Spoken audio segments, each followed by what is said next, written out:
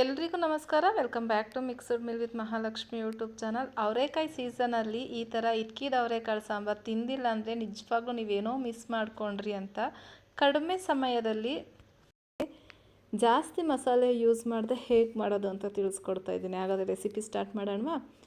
First ಇದಕ್ಕೆ ಮಸಾಲೆ fry ಮಾಡ್ಕೊಳ್ಳೋಣ. ಫಸ್ಟು ಗ್ಯಾಸ್ ಆನ್ ಮಾಡಿ ಒಂದು ಕಡಾಯಿ ಇಟ್ಟು ಅದಕ್ಕೆ 1-2 ಟೇಬಲ್ ಸ್ಪೂನ್ ಆಯಿಲ್ ಹಾಕಿ 8ರಿಂದ 10 ಎಸ್ಲು ಬೆಳ್ಳುಳ್ಳಿ, ಒಂದು ಅರ್ಧ ಇಂಚಷ್ಟು ಶುಂಠಿ, ಒಂದು ಮೀಡಿಯಮ್ ಸೈಜು ಈರುಳ್ಳಿ, 1 ಇಂಚಷ್ಟು ಚಕ್ಕೆ, ಒಂದು 4 ಲವಂಗ. ನಾನಿಲ್ಲಿ ಕಲರ್ಗೋಸ್ಕರ ಬ್ಯಾಡಗೆ ಮೆಣಸಿನ್ಕಾಯಿ ಯೂಸ್ ಮಾಡ್ತಾಯಿದ್ದೀನಿ. ಒಂದು 3 ಬ್ಯಾಡಗೆ ಮೆಣಸಿನ್ಕಾಯಿ. ಇಷ್ಟ ಇದ್ದರೆ ಹಾಕೊಬೋದು, ಇಲ್ಲದಿದ್ದರೆ ಸ್ಕಿಪ್ ಮಾಡ್ಬೋದು.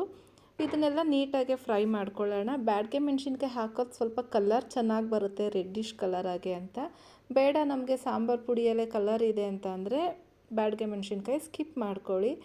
ಈರುಳ್ಳಿ ಕಲರ್ ಸ್ವಲ್ಪ ಲೈಟಾಗಿ ಚೇಂಜ್ ಆಗಬೇಕು, ಅಲ್ಲಿಗಂಟ ಫ್ರೈ ಮಾಡಿ. ನಾನಿಲ್ಲಿ ಒಂದು ಅರ್ಧ ಕಪ್ ಆಗೋಷ್ಟು ಕೊಬ್ಬರಿ ಹಾಕ್ಕೊತಾ ಇದ್ದೀನಿ, ಒಣ ಕೊಬ್ಬರಿ. ನೀವು ಹಸಿ ತೆಂಗಿನಕಾಯಿ ಬೇಕಾದರೂ ಹಾಕೊಬೋದು.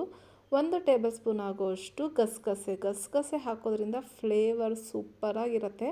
ಇದನ್ನೆಲ್ಲ ನೀಟಾಗಿ ಲೈಟಾಗೆ ಫ್ರೈ ಮಾಡ್ಕೊಬೇಕು. ಕೊಬ್ಬರಿನೇ ಹಾಕಬೇಕು ಅಂತ ಏನಿಲ್ಲ, ತೆಂಗಿನಕಾಯಿಯೂ ಹಾಕ್ಬೋದು, ಇದ್ದರೆ ಹಾಕ್ಕೊಳ್ಳಿ, ಇಲ್ಲದಿದ್ದರೆ ಒಣ ಕೊಬ್ಬರಿನೂ ಹಾಕ್ಕೊಂಡು ಮಾಡ್ಕೊಬೋದು ಅಂತ ತೋರಿಸ್ತಾ ಇದ್ದೀನಿ. ಸ್ವಲ್ಪ ಕೊತ್ತಂಬರಿ ಸೊಪ್ಪು ಹಾಕ್ಕೊಂಡು ಕೊತ್ತಂಬರಿ ಸ್ವಲ್ಪ ಲೈಟಾಗಿ ಬಾಡಬೇಕು, ಅಲ್ಲಿ ತನಕ ಫ್ರೈ ಮಾಡೋಣ. ಈ ಸಾಂಬಾರು ತುಂಬ ಟೇಸ್ಟಾಗಿರುತ್ತೆ.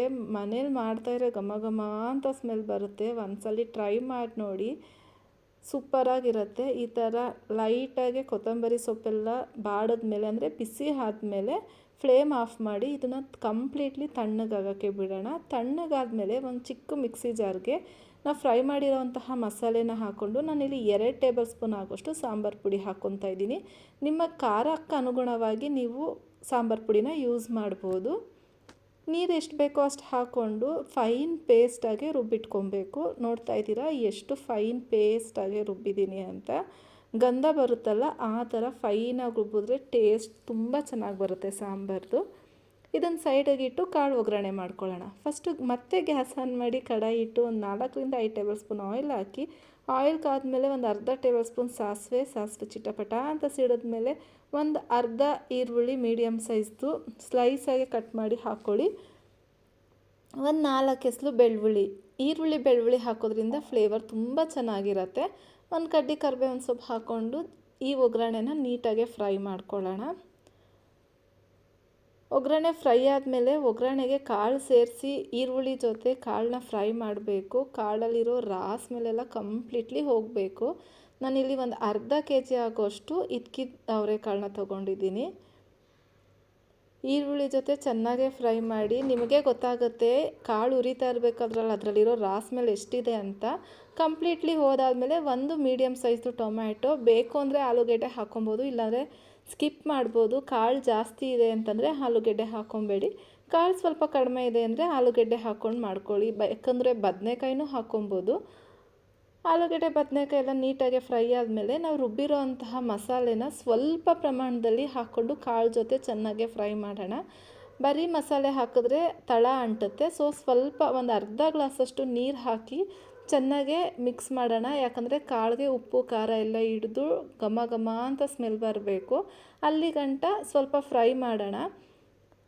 ಇದಕ್ಕೆ ನಾನು ರುಚಿಗೆ ತಕ್ಕಷ್ಟು ಉಪ್ಪು ಹಾಕಿ ಒಂದು ಮಿಕ್ಸ್ ಮಾಡಿ ಲಿಡ್ನ ಕ್ಲೋಸ್ ಮಾಡ್ತಾಯಿದ್ದೀನಿ. ನಿಮಗೆ ರುಚಿಗೆ ತಕ್ಕಷ್ಟು ಉಪ್ಪು ಹಾಕ್ಕೊಂಡು ಕ್ಲೋಸ್ ಮಾಡಿ ಒಂದು 5 ನಿಮಿಷ ಕುದಿಯೋಕ್ಕೆ ಬಿಡೋಣ.